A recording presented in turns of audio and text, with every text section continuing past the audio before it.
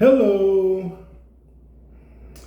Today is Friday, October 25th, 2024. This is a sideshow. I'm Theodore Parker. Hello, world. Here in Lexington, Kentucky, weather-wise, we're going up to 80 degrees today. Currently, the temperature is 49 degrees, feels like 47, with a chance of afternoon showers. Highs in the low 80s and lows in the low 50s. Temperatures noticeably higher than yesterday, up by 13 degrees. Today's sunrise was at 7:57 a.m. It's a little bit after 8 a.m. here on the East Coast. Sunset at 6:46 p.m. Wind 5 miles per hour. And the AQI is good at 34. Pollen is low.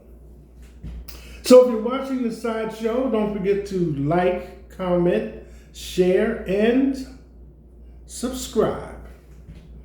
Again, this is a sideshow. I'm Theodore Parker. In the news today, Friday, October 25th, 2024, just a few items. Starting with, after the recent lighthearted Nike commercial with his father, Bronny James clarifies that the car in which his father, LeBron James, conducted the prank wasn't my car. So the commercial, if you haven't seen it, I think it debuted Wednesday. LeBron is shown dumping cereal. It looks like Fruity Pebbles in the open roof of a vehicle car, and then Bronny comes out and opens the door, and all of this cereal comes piling out the door. And LeBron is in another vehicle, rolls down the window, and says, "Hey, Rook, better not be late and clean up my driveway. It's a mess." Window goes up and the car pulls off. Bronny says, "Hey, you way too old for this, man." So it's like a double play, double entree type thing, besides his being a rookie and all of that. LeBron had said that Bronny did not have to call him dad while they were working on the basketball court. So that kind of explains that. And speaking of that, full name for Bronny. I think I wrote it down here. Let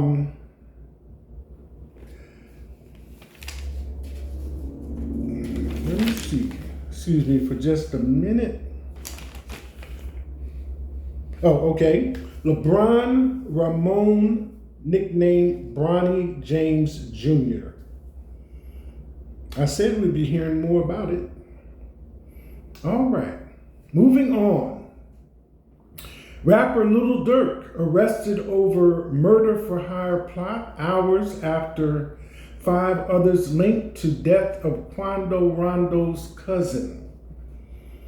They're accused of targeting Rondo over his suspected involvement in the killing of emerging Chicago rapper King Von in 2020 in Atlanta, WGN-TV reports.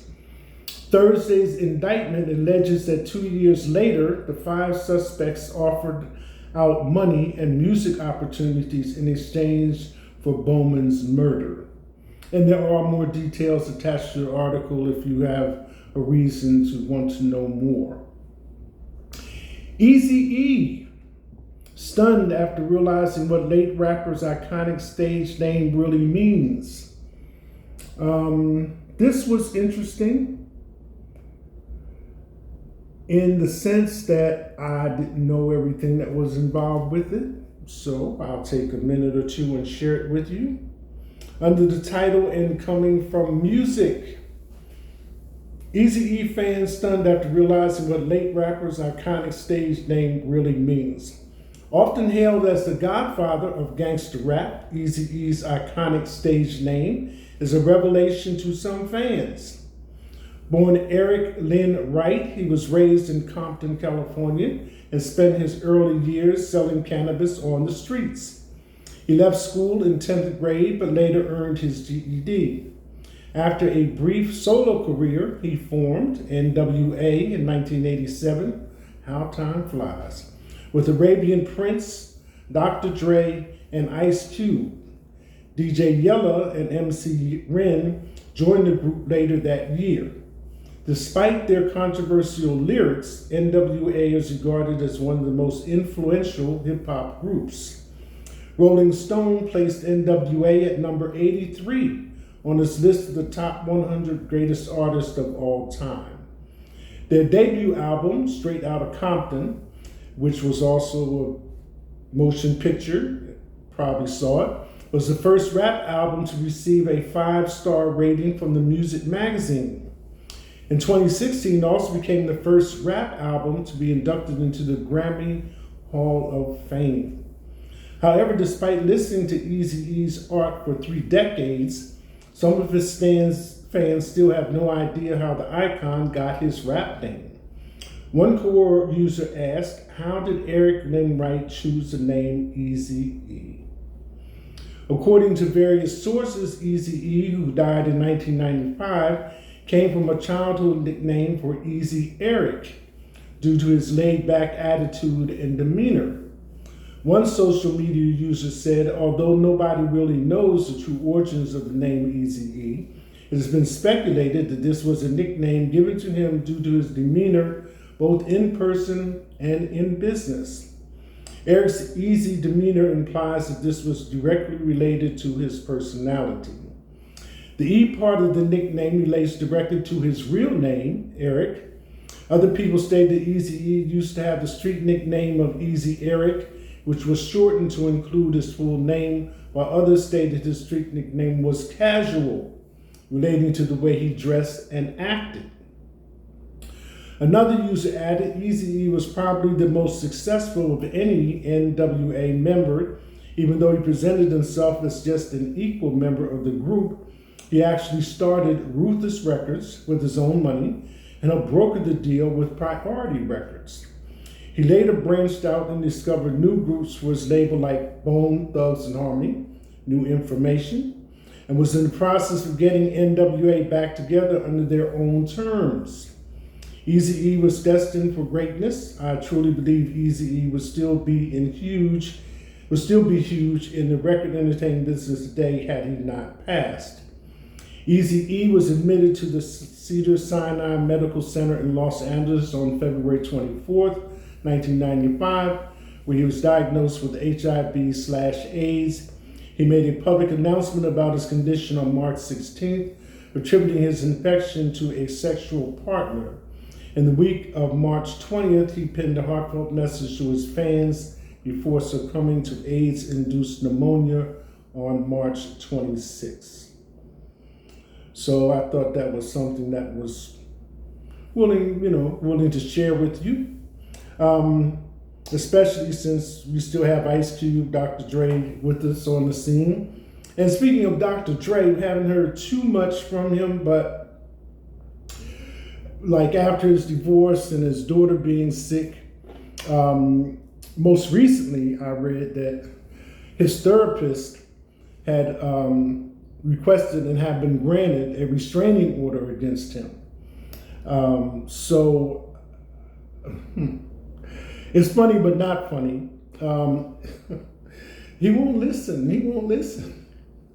But a therapist, as opposed to whatever stereotypes you might have based on Freudian ideas, I don't like my mother, I don't like my father, I love my mother, hate my father, whatever else might be, and the idea of laying on the couch and just talking about whatever comes across your mind.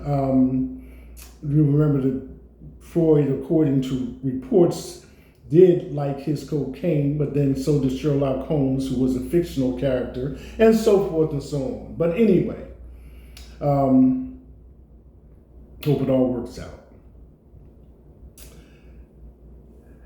Next one.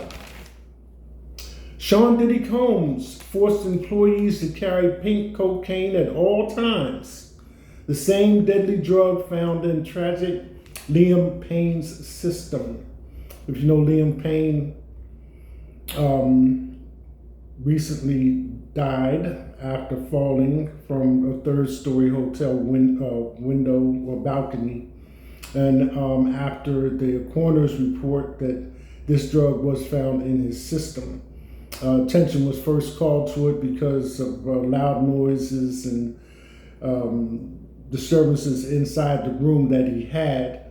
And when authorities seek to enter the room or were called or arrived, whichever the proper timeline is, they found that he had fallen from the balcony, jumped from the balcony. Pink cocaine. Next, Snoop Dogg calls out Martha Stewart after she reveals the shady reason she'd never star in the Golden Bachelorettes. Okay, according to reports, Martha Stewart has been invited to the season finale of Golden Bachelorettes. So when asked would she be a contestant, her answer was no, the guys aren't hot enough. And that answer came after Snoop's suggestion of $1 million per episode and raising the offer to $10 million in a what-if scenario. No, the guys aren't hot enough. Next, LeBron and Bronny James make history off court. Now they have to appear on court. Now they have to appear in court over alleged car crash. The Antelope Valley office of the California Highway Patrol was unable to find a report filed on that date regarding an accident at that location. The lawsuit does not indicate whether CHP was notified of the incident.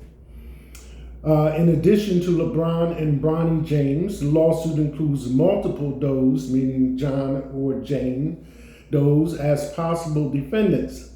A court hearing has been scheduled for February 19th, 2024. So, if there's no obvious injuries, you don't necessarily have to call for EMTs or for the police. You can exchange insurance information and proceed. Usually people have up to 3 days to report to a medical facility to be examined for injuries. But that's just some of the information that the article provided. And neither side has responded, neither the law office representing the people with the lawsuit or James' representatives have not responded either. Klay Thompson's heartwarming reaction to setting Mavericks' record for three-pointers made in a debut. Dallas Mavericks got their season off to a winning start with a 120-109 win over the San Antonio Spurs. Klay Thompson made his debut, nailing 6 three-pointers and setting the franchise record in a debut. Klay Thompson spent 13 years with GSW, Golden State Warriors, which now I understand why I'm not hearing about the Splash Twins. Splash Brothers. Interesting career in the making. Klay Thompson, debut record. Speaking of records, Kentucky basketball offense delivers in first exhibition game under Mark Pope at Rump Arena. In his opening exhibition of the 2024 preseason, Kentucky used a high-flying offense attack to overwhelm Kentucky Wesleyan 132-52 at Rump Arena. Well, maybe it was the floor. No, I'm just kidding. At his annual season debut, Big Blue Madness, and in a way of explanation, at Rump Arena also introduced a new immersive experience for fans thanks to ASB Glass Floor. Essentially, the court will transform into a full LED video screen featuring interactive applications.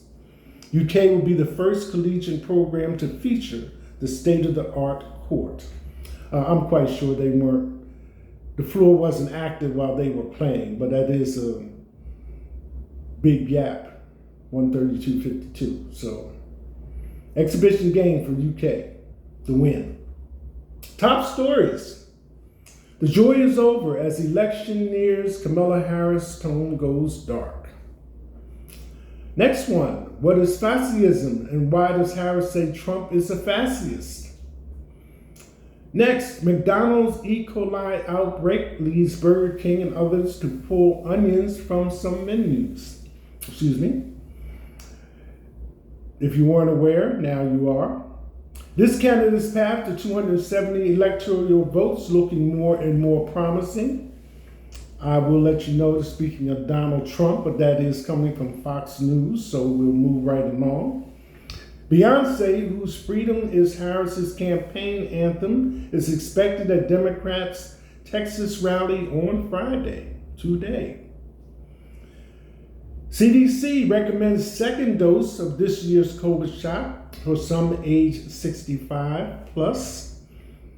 This is flu season starting in October, going through March. I mentioned that in an earlier program. Next one, Trump's lawyers moved to dismiss Jack Smith 2020 election charges, claim he was unlawfully appointed. Trump says the U.S. is like a garbage can for the world as he dials up immigration rhetoric. And next, Tulsi Gabbard to join Donald Trump at Vegas rally celebrating AAPI heritage. Asian and Pacific Islanders. And this one,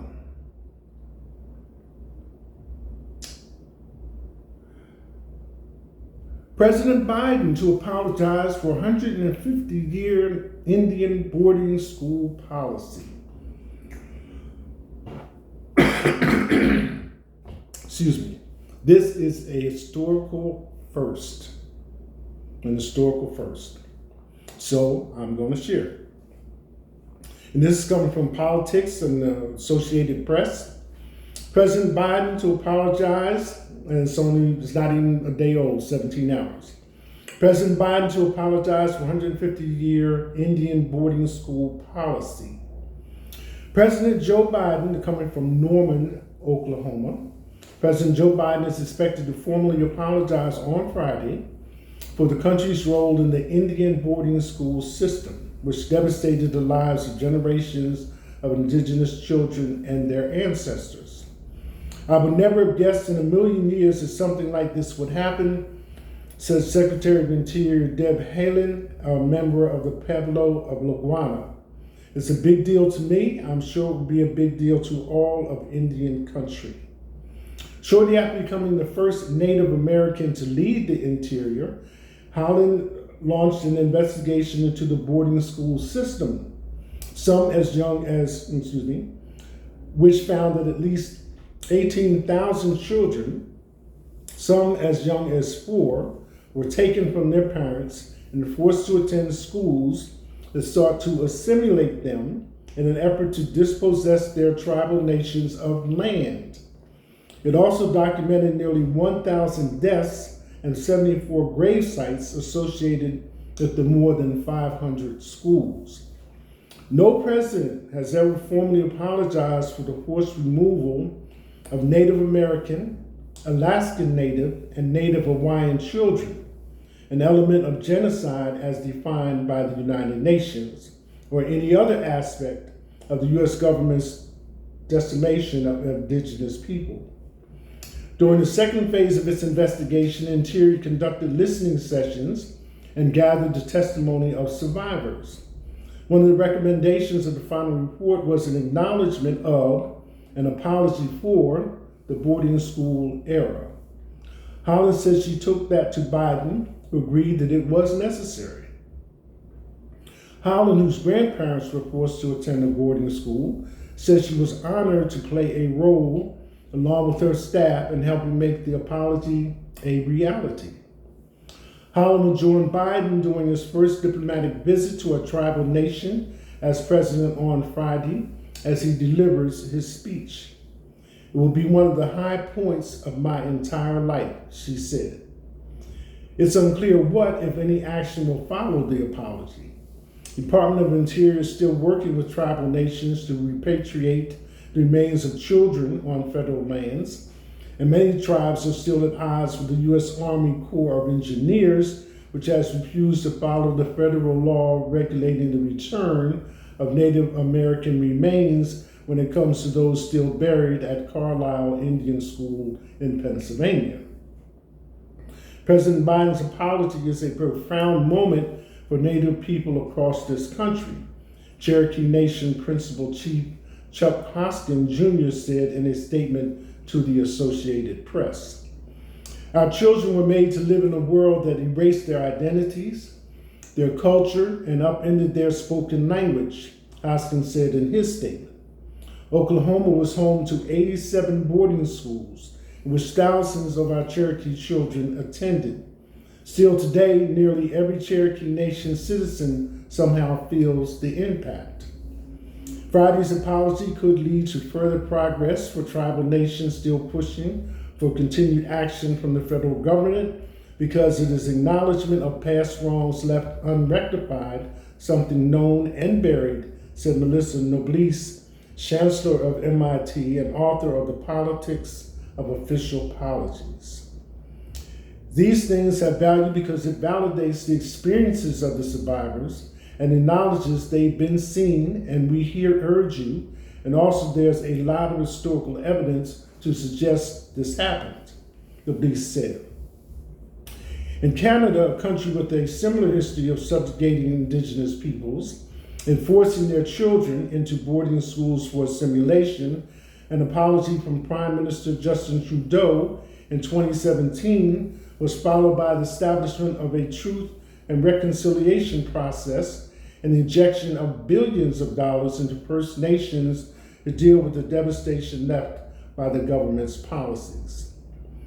No such commission exists in the U.S. A bill to establish a truth and reconciliation process was introduced last year by Senator Elizabeth Warren, but it remains in the Senate.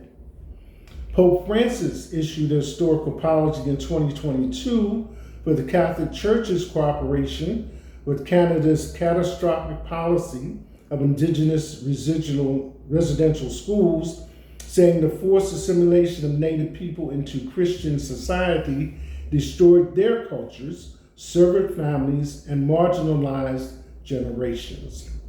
I'm deeply sorry, Francis said to school survivors and Indigenous community members gathered in Alberta.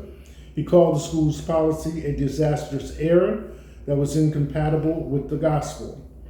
I humbly beg forgiveness for the evil committed by so many Christians against the Indigenous peoples, Francis said. In 1993, President Bill Clinton signed a law apologizing to Native Hawaiians for the overthrow of the Hawaiian minority a century prior. In 2008, Australian Prince Minister Kevin Rudd formally apologized to Aboriginal and Torres Strait Islander peoples for his government's past policy of assimilation, including the forced removal of children. New Zealand Prime Minister Jacinda Ardern made a similar concession in 2022. Hoskins said he is grateful to both Biden and Holland, spelled Haaland, for leading the effort to reckon the country's role in a dark chapter for Indigenous peoples. But he emphasized that the apology is just an important step, which must be followed by continued action. So all that is supposed to take place today. And it is Native American Heritage Month. It's the weekend, Friday.